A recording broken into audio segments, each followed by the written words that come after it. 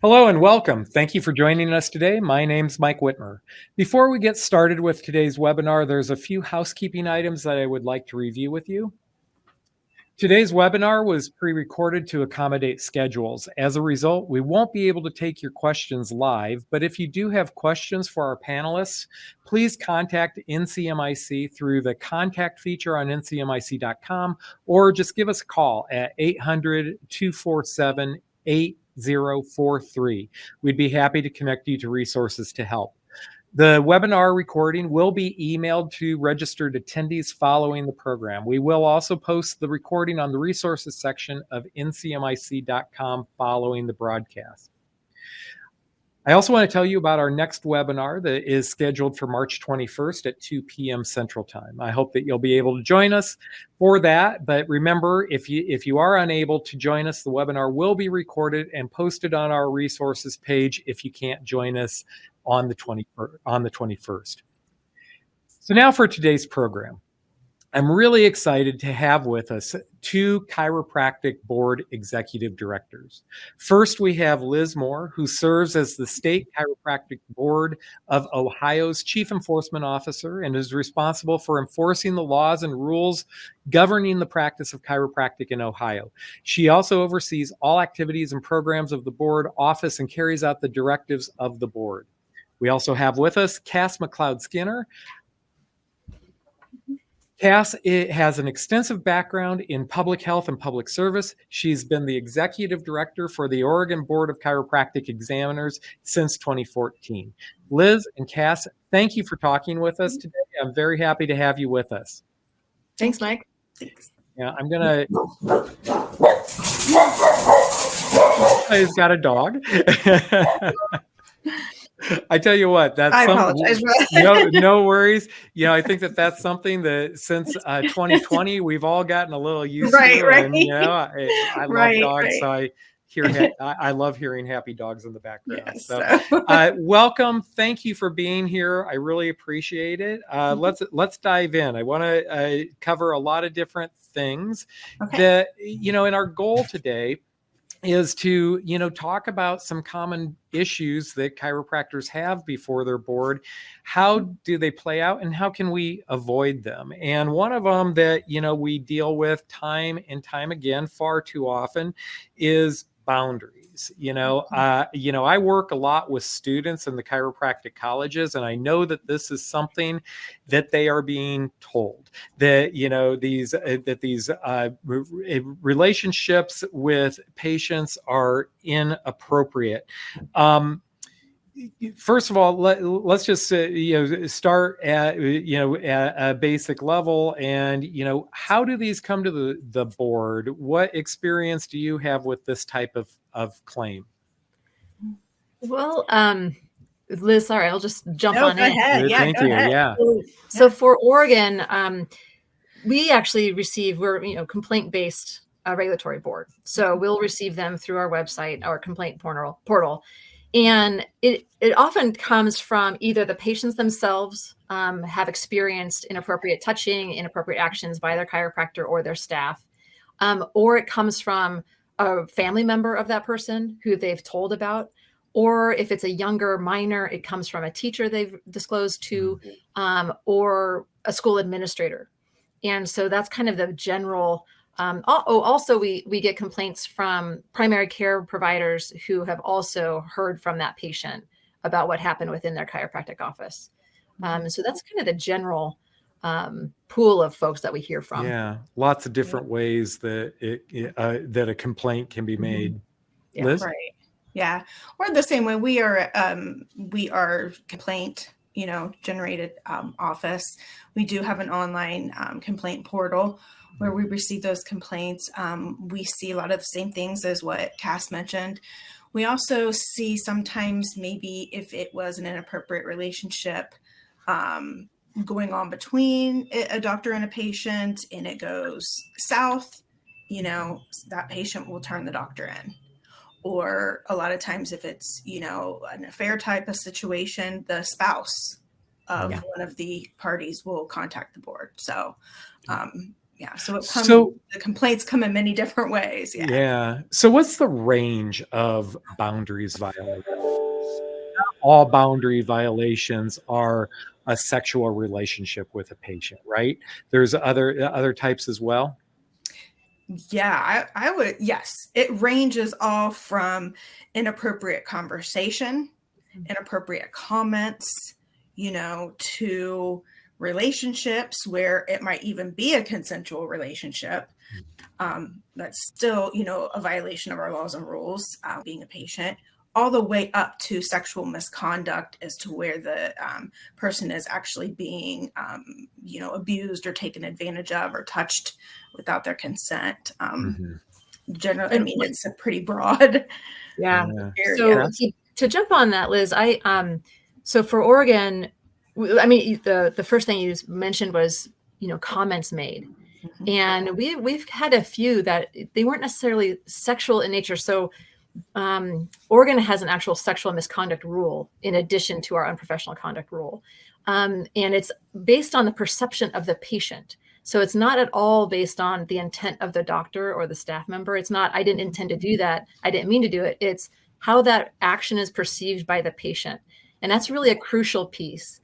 But also, we've had folks who have received complaints about that they were making inappropriate comments about someone's tattoo or their breast augmentation, or just, in that kind of gray area of trying to be friendly with their patient. At least that's what the doctors are saying. Well, I was just trying to have rapport. I was just trying to be friendly. I mentioned, I noticed these things.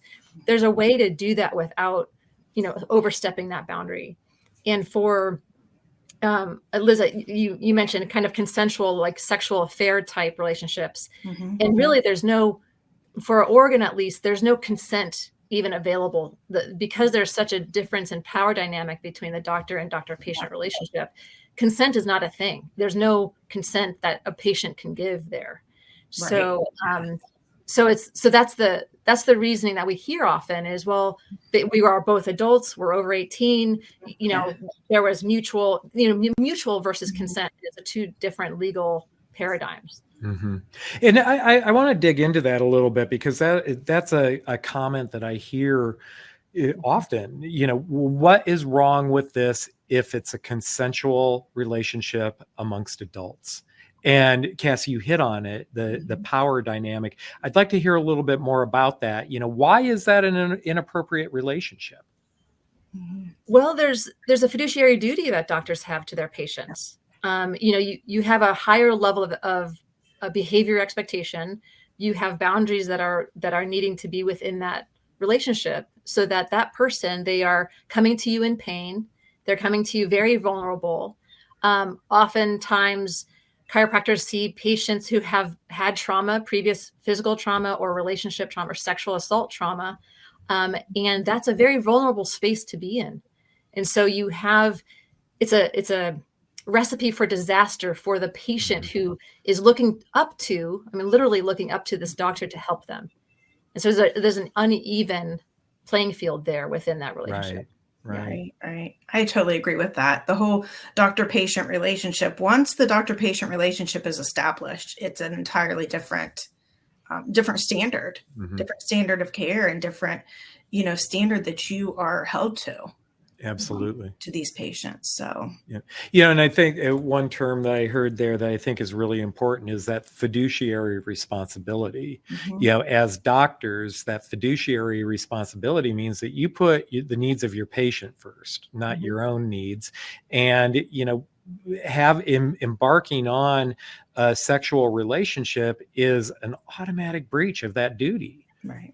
Yeah. So when we're looking at the duties that are owed to the patient, through the doctor-patient relationship, that's one right there that, right off the bat, a relationship, even consensual, is going to be a violation of that boundary. Absolutely. So let's say that a doctor goes down this path and has an inappropriate relationship and a complaint is filed, what can the doctor expect? What's that process look like for the doctor? So for us, when the complaint is filed, we really, during triage, it really depends on, we really look at the seriousness of the complaint. Is this something maybe that that the authorities need to be contacted about?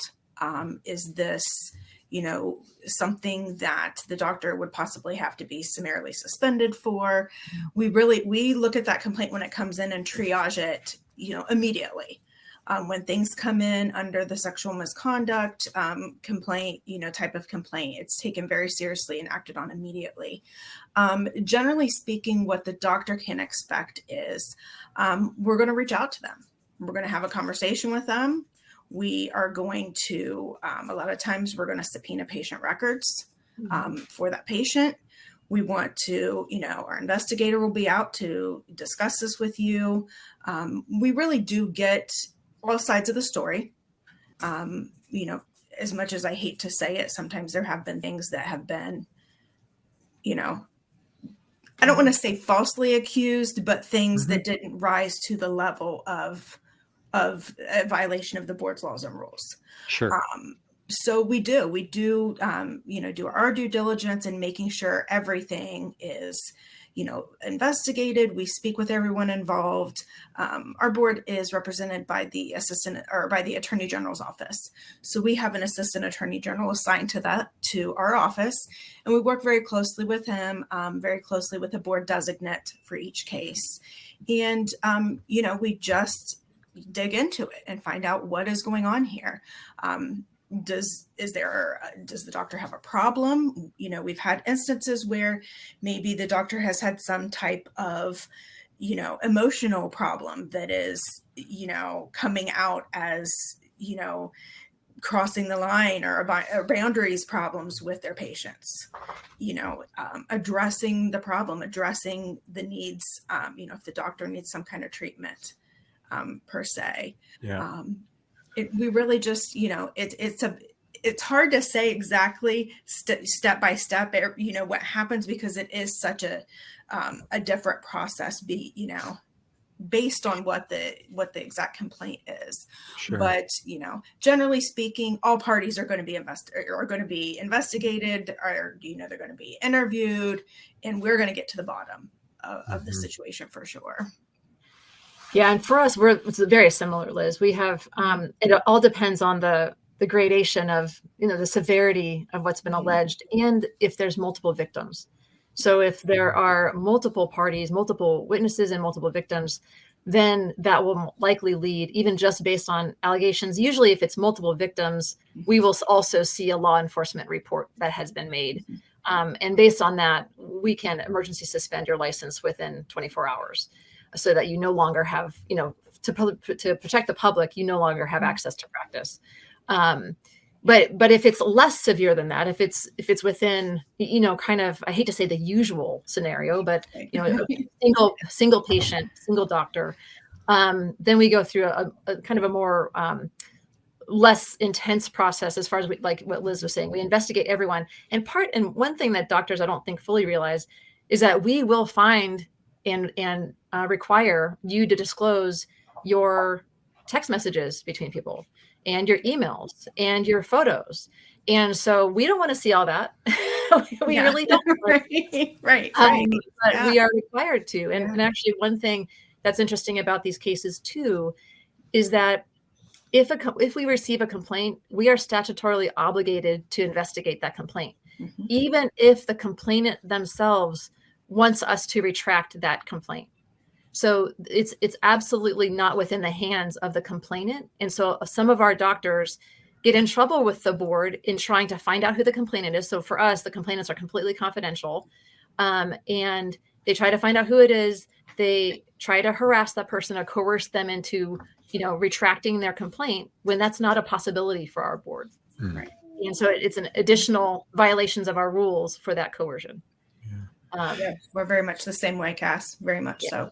Yeah. So, talking about how to avoid these, one comment that I hear, from doctors that are facing this type of allegation, this type of complaint is, well, the patient made advances to me. Mhm. So whose responsibility is it to maintain the boundaries? The doctors. Absolutely. Yeah. Yeah. So, and that's why I've said to doctors, it doesn't matter. You're the doctor, you're held to a higher standard. And, and I think that that's something that, sometimes doctors don't understand that, even though this patient was expressing interest and being aggressive with them, they're the ones to maintain the boundary. So how do we do that? If we have a patient that is being aggressive in this manner in the practice, how does the doctor respond? Yeah. Well, so there's kind of two ways to go about this, and as flattering as that may be, to be hit on by your patient, really, a doctor really should be documenting that issue. So within their file for their patient, I'm feeling that this patient is inappropriately coming on to me, or whatever the situation may be. They could do it in broad strokes or not, but just document. And if it gets serious and they're not expressing their own boundary around what's appropriate in that doctor-patient relationship, and they also should have it in writing and in their patient intake, what's kind of expected of a doctor-patient relationship. Mm-hmm.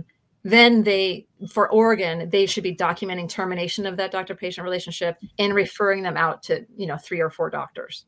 So it's that termination, though, that written termination is really crucial. Mm-hmm. Yeah, I would agree. And I want to talk about the termination there.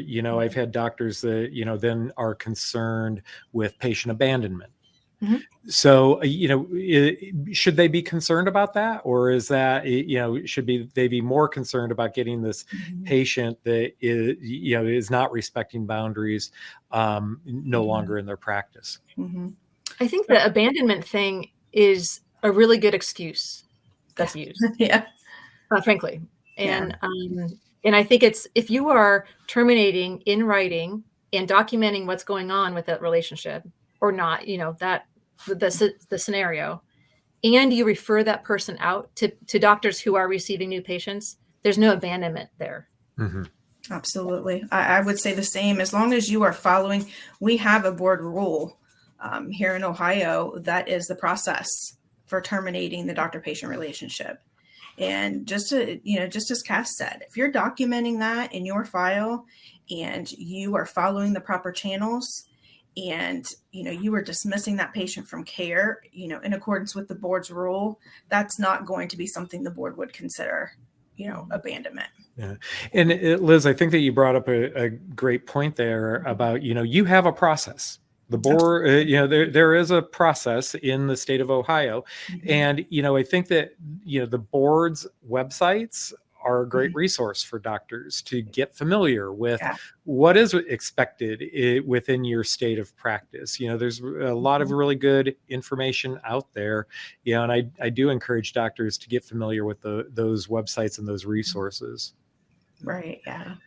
So let's shift gears a little bit. Okay. Let's talk about one of my favorite topics, and that's documentation.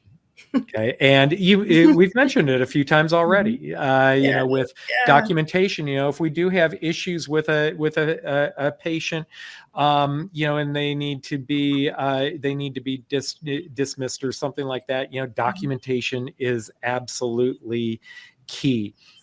From a board perspective, of course, working for a malpractice insurance provider, I have my own perspectives. But from your perspective as the board, what are some common things that doctors are getting into trouble with their documentation before their boards?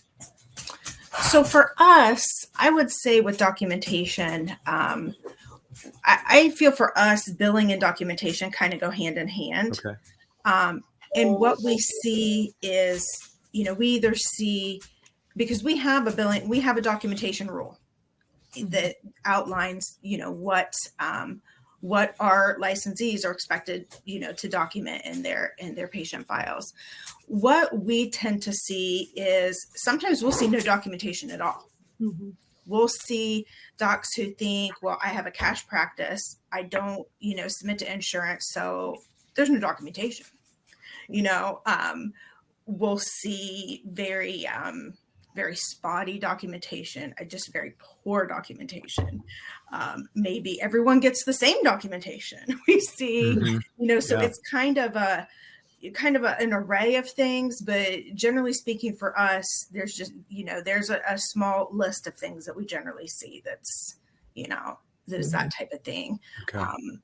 And then occasionally we will see the fraudulent stuff, documenting services that were never rendered, documenting things that did not happen, so that they can, either upcharge or bill for other services and whatnot. But the main thing is sometimes it's just documentation is just poor.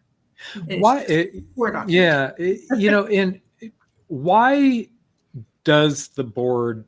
do boards care about documentation? Why is this an important issue from a board perspective? I mean, what difference does it make to the Oregon or Ohio boards if, the doctor is a cash practice and, doesn't feel they need any records as a result? Why is this important to the board? Well, there's a couple of reasons. The first one that comes straight off my mind is that if something happened to that doctor, if they retire or they get in a car accident and they're no longer able to care for their patients, we need to be able to have another doctor, a locum tenens, or someone else who comes into their practice and be able to know what's going on with their patient. And so if you don't have accurate records, you are not providing adequate quick care to your patient. So that's the first thing that comes to mind. Then the second thing is oftentimes your patients are going to need those records for a motor vehicle accident case or a workers' comp case. Or they need to go to an IME and they need your records and they need to have an accurate reflection of what the care was provided. So those are kind of the two main that come immediately to mind. The other is, we often hear that cash practice reason to get out of documentation. Right. And really it's a shame because it, and also the kind of, well, I don't use electronic health records. I do it all by hand. And I can't imagine how more timely that is, or time consuming, I should say, to do things by hand than now electronically. And the electronic systems all have their weird quirks and stuff, and the copy paste of the salt, the same as last time button that people hit all the time. So just within your record keeping, you just need to be aware that everybody's an individual. Every date of service is an individual date of service, and you should treat them that way. I think that, I talk on risk management, here at NCMIC and the thing that always comes to mind with records is, with everything with risk management, I think it's good risk management because it's good for the patient first. And I think the records are really a great example of that for reasons that Cassie just laid out. This is good for patient care. It doesn't matter how you bill. It doesn't matter with respect to you have to have the records. You've got to know what's going on with a patient for all those reasons that you just stated. Liz, anything to add? No, I think, Okay. I would totally agree with everything Cass said. Yeah. So when a board gets involved with documentation issues that a doctor has, how do these come to the board? I doubt that you may have a patient that gets a copy of their records and they're terrible, and they go to the board. But is that the most common way that you get wind of this, or are there other ways that you're getting board complaints related to documentation? For us, I would say it's about 50-50 for us.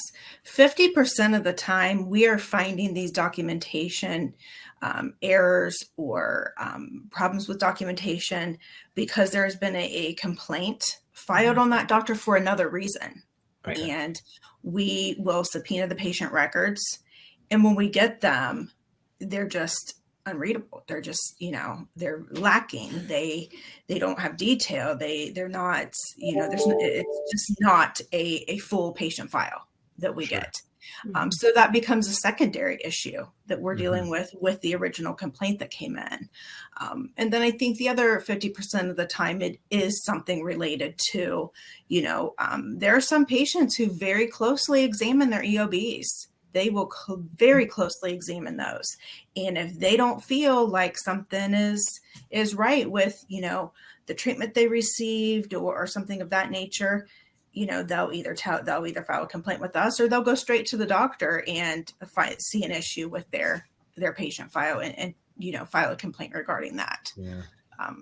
So it's not always a direct complaint filed on the doctor for documentation. It comes secondary sometimes. Yeah. Well, same with us. We actually have a lot of our record keeping violations are based secondary to whatever other main thing that's going on. But we also get a lot of complaints from folks who have requested their records from their doctor. Either they're moving out of state, or the doctor's moving and they want their file, and that's been denied them for some reason. And that's when they get it and they say, oh, wait, this isn't what I remember happening. And also we have our insurance companies here in Oregon have SIUs, so special investigating units that investigate fraud, and those investigators file complaints with us as well. So they'll do their own investigation on the insurance side, and then they'll say, okay, now the board needs to see this because it's a whole different issue. Absolutely. That happens for us as well with that. Yeah. Well, I think a key takeaway here is there are lots of eyes on records. Yes. So, do make sure that they do everything that you need them to do. Yeah. And and one of those things from my perspective is providing a defense in the event of a malpractice claim. The records are our top defense for our doctors when we go into defending them against an allegation. And if poor records will make any case more difficult to defend. Well, and one thing that I tell Mike, that I tell our licensees when we provide this information to them is, there's nothing to prevent you from having a complaint filed against you. Anybody can file a complaint about anything, no matter how minute that can happen. So that worry needs to go away for people. Like it's going to happen one way or the other. Just kind of expect that, frankly, even if you are a premier practitioner. It's whether that complaint is defensible or not. Right. And so that's where the really good stellar record keeping comes in. That's where strong boundaries come in. It's the defensibility of that claim is where you want to be. Yeah. And I would think that part of that defensibility would be informed consent. Another one of my favorite topics. Yes, very much. Informed consent. How do you see complaints specifically to that, or are informed consent issues, discovered during broader type complaints? The answer is yes to all of that. Okay. Really. Yeah. Because it also depends on what the intake looks like. If there's written informed consent that the folks are actually documenting, again, back to documentation.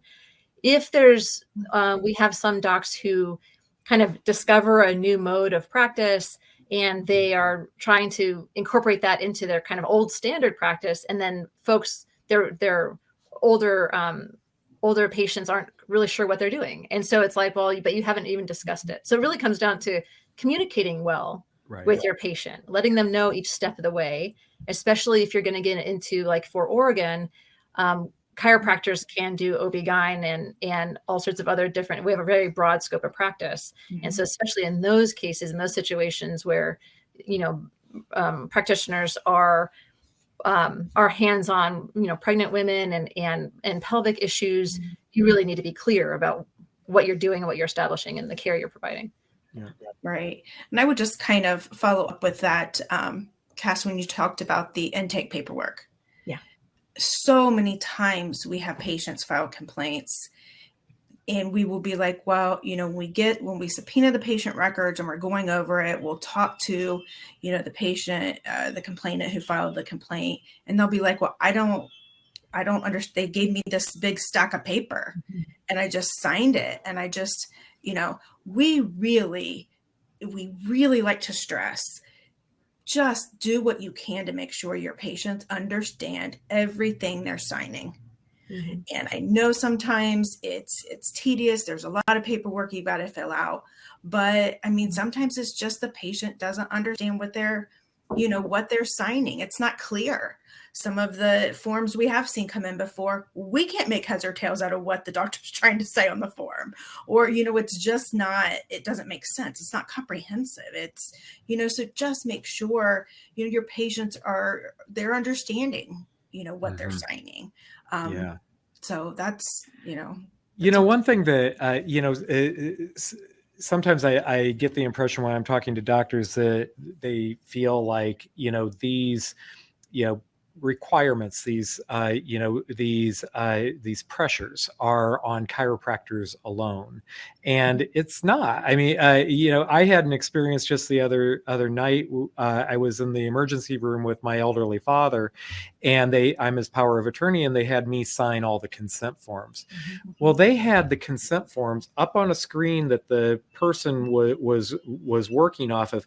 They just gave me a little pad that's about that big to sign, and I was like, wait a minute, what am I signing? They're like, well, it's on the screen over here. I'm like, well, I'd like to read what I'm signing. And I got the weirdest look, and I think that, I know that my experience with my chiropractor, I don't know if it's just he knows where I work or what, but his communication processes are very, very good, better than what I've experienced in other type of healthcare practices. So these are not issues unique to chiropractic. They're they're throughout healthcare. But a few, informed consent is one that, I really think that everybody needs to really do a better job on and communicating the information, because, well-educated, informed patients are going to be more successful.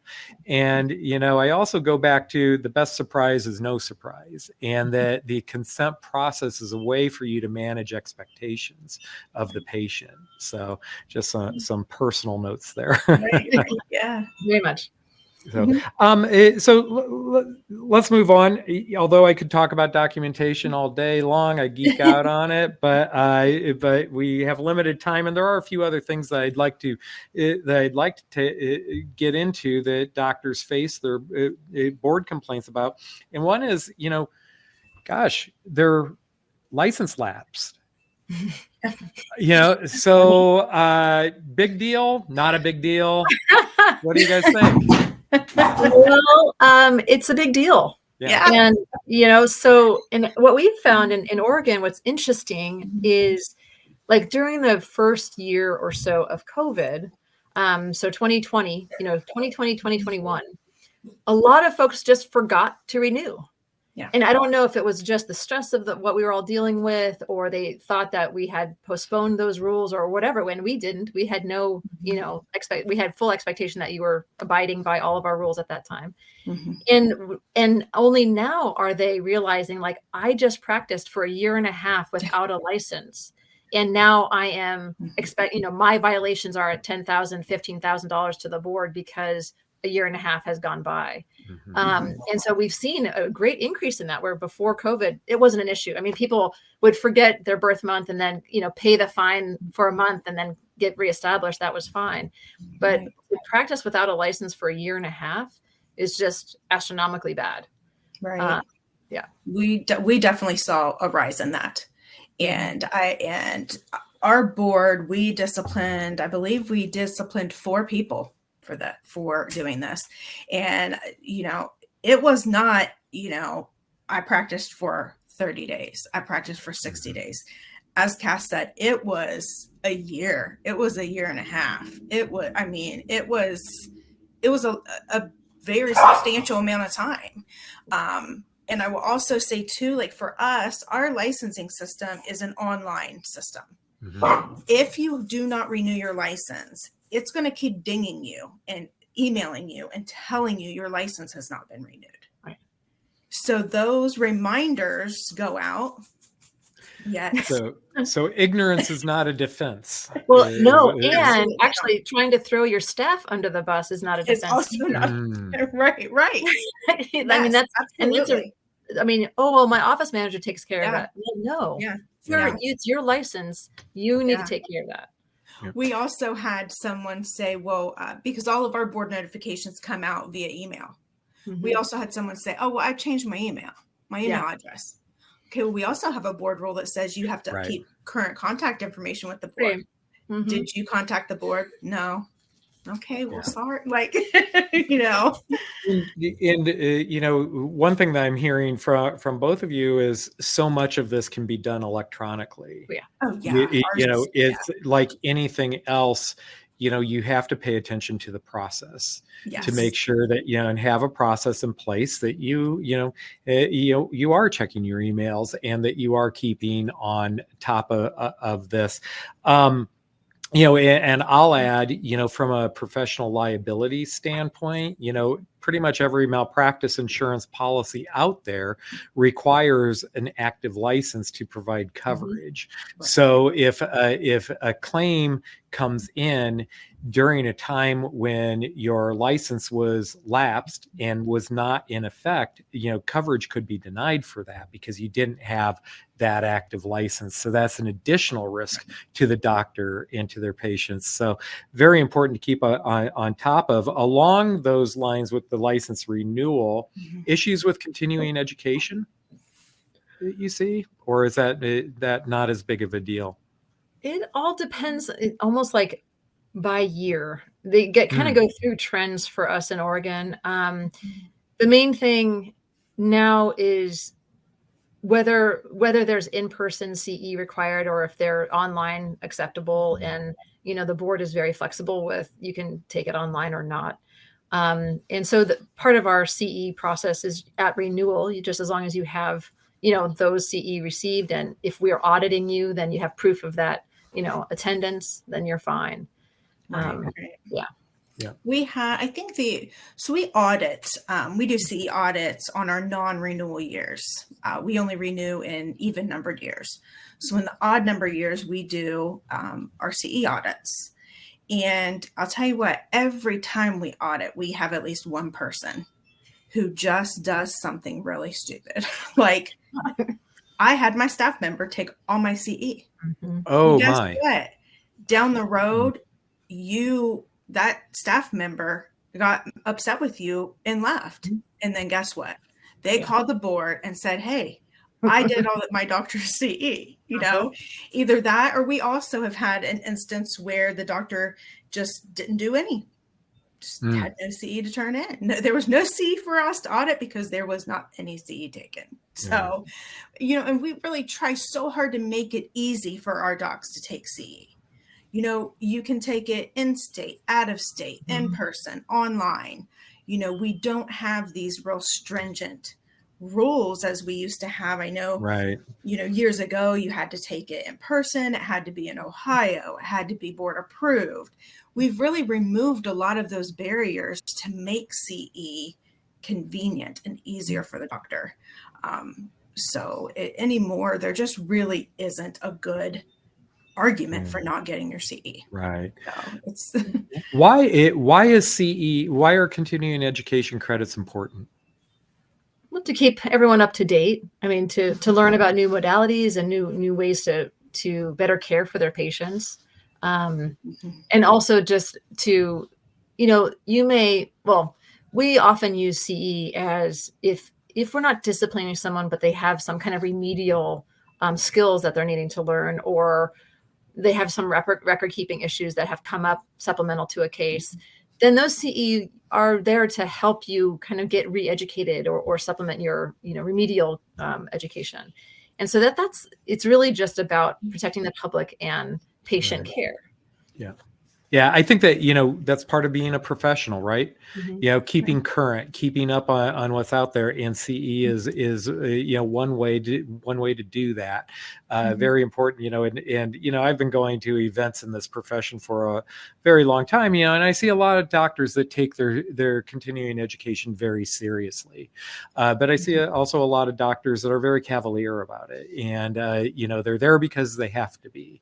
Well, you know, there's a reason you have to be. policy. And again, good risk management is good for the patient first. And I think this is a perfect example of that as well.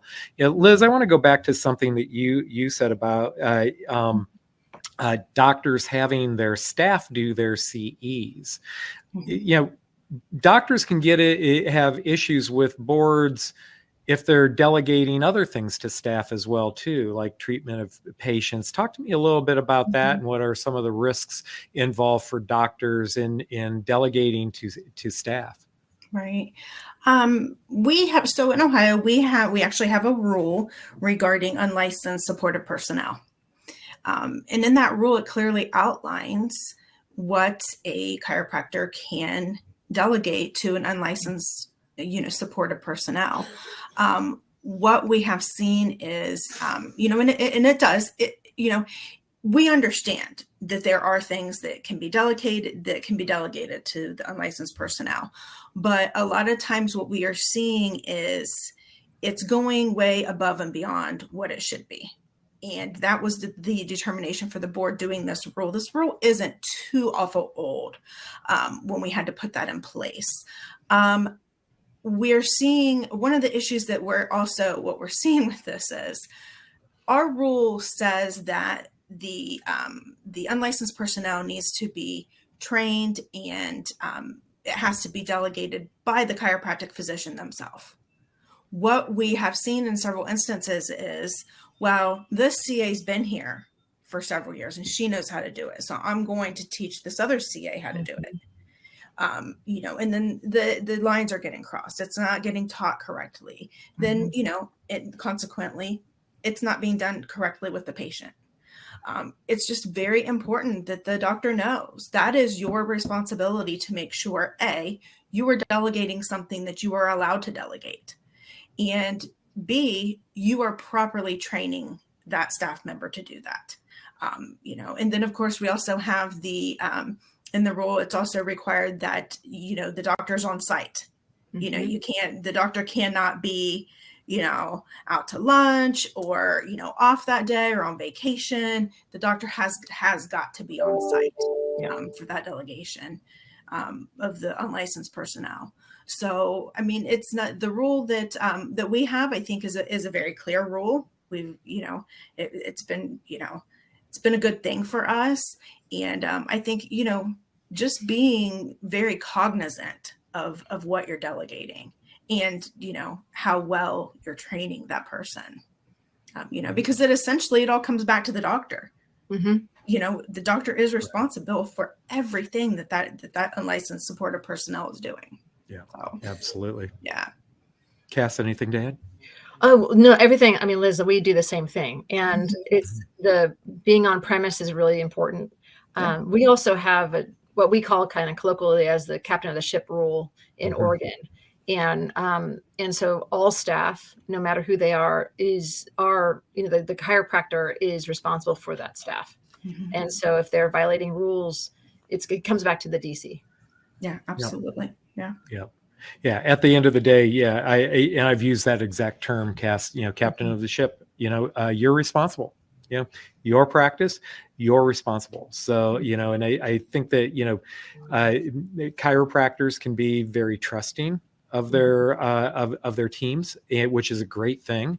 But they are responsible. And I have known doctors that have trusted too much and have not understood what was going on in their practice by their staff, under their name, really.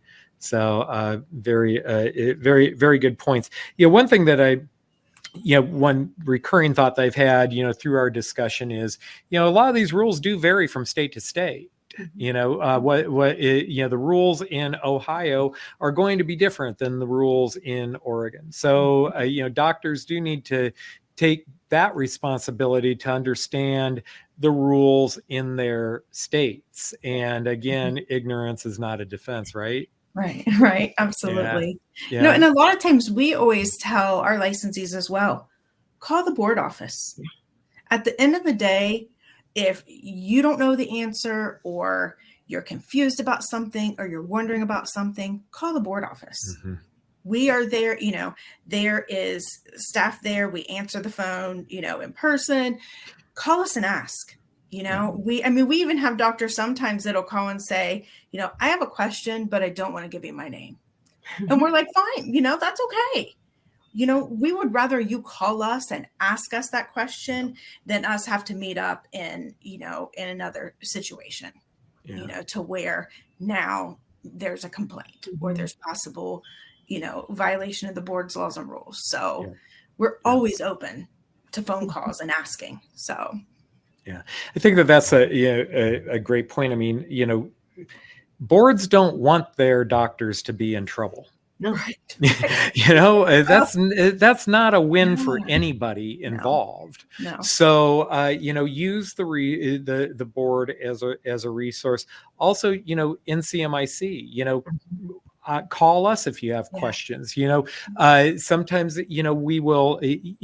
First of all, there may be coverage if there's a situation. So please call us and ask that question. Sometimes we can answer it. Other times we'll point them to the board, and go right to the source of the information. So and the boards across the country, are there as a resource to the profession. Primary goal: protect public, but it is the boards are a resource for the doctors because we all want to do this right. We all want to do what's in the best interest of the public and patients, and this is part of doing that. We're running, we're getting close on time, but before we part ways, any parting thoughts that either of you might have for our audience, things that we haven't covered that doctors really should look out for and be cognizant of that you're seeing, that you want to put a caveat out there? I have two things, and the Awesome. first one around kind of our process. So in the administrative law world where we all sit, if a board takes action or doesn't take action on your license, doesn't mean that it precludes you from being civilly or criminally liable on those actions. So just because the board may say, oh no, you didn't violate our rules, doesn't mean you didn't violate other rules and laws. And so that's kind of just leaving that out there to NCMIC folks. Absolutely. But also what we're seeing a bit more right now is complaints. So doctors being aggressive towards their patients who have complained about them online. So provided a really bad Yelp review about their practice. And so that's been an interesting kind of online scenario for us that, you have this review given, then the doctor responds to the public about all sorts of HIPAA related matters to their case. And then there's this back and forth. And so just to be aware, if you have that set up for your website that somebody can provide you reviews, I would highly recommend you don't respond to those reviews or figure out a way to, if you don't like the review, to edit it or do something internally so that it's not public facing. You're not aggressively going after your patient because they gave you a review that way. But that's the kind of the newest thing that we're seeing come through. Great point. Yeah. Liz, anything? I would also say, social media. Yes. Just be careful. Be careful what you're typing, what you're putting out there, how you're responding, what you're saying. Everything you put on social media, it makes its way back around. I mean, there's people that just screenshot things and will send it to the board, or just be very careful what you're saying. Absolutely. And I would just like to say, represent yourself, as you want your profession to be represented.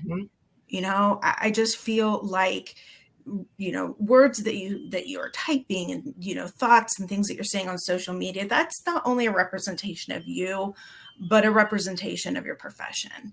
And just be cognizant of that type of thing. And then I would also think the one thing that we've seen a little bit more of recently is in our advertising and solicitation stuff. We have some doctors who are not specifically identifying themselves as a chiropractor. And that is not only a violation of the board's laws and rules, it's very misleading to the public. and put your DC after your name.